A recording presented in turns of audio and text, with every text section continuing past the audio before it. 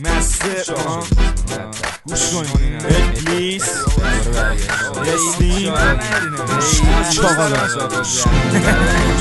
وقتی خوابی ما بیداری تو بیداری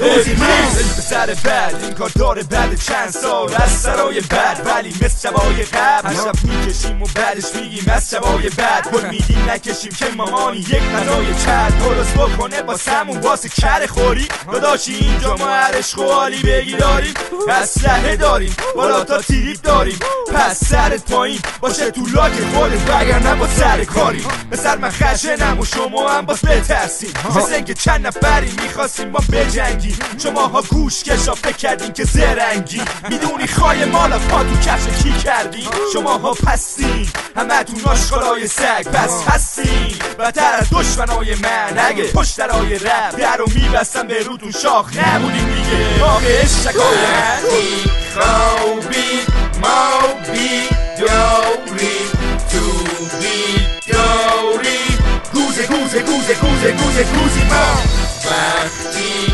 خوابی ما بیداری تو بیداری گوزی ما گوش کشا این قسمت رو خوب گوش کنی. من که میدونم همتون از دم لاش خورین.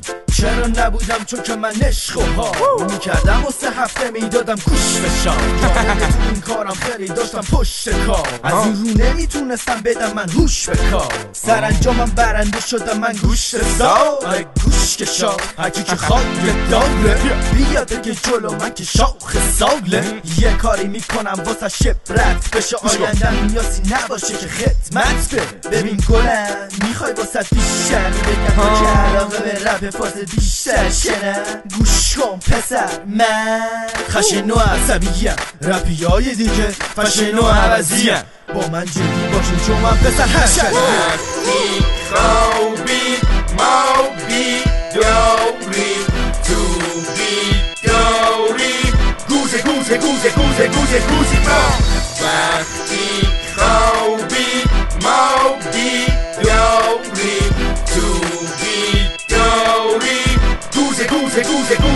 گوزی ما شنبه شب شده پسر پاش بریم. داشتی بعد عمل قول بده دافا رو پاس بدی. میخوایم بد حال بشی که رفتیم اونجا بهشون بگیم بد حال بدیم. داشتی واسه دافع من باز 2 تا چش تیز کردی. واسه ما که همیشه دافا رو خوب کیر کردیم. اینم روش بکیرم بپر روش، بیا ببرش و به جای ما هم بزن توش. بدون اصلا تریپ ما اینه نداریم رسما ما با هم تریپ که پسر حالیته که من چی دارم میگم آسه ترون آجیته.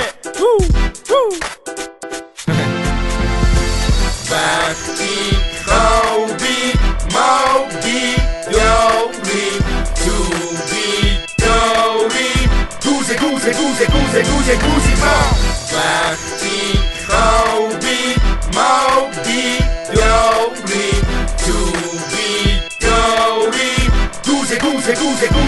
گوزی ما ابلیس اسلیم ابلیس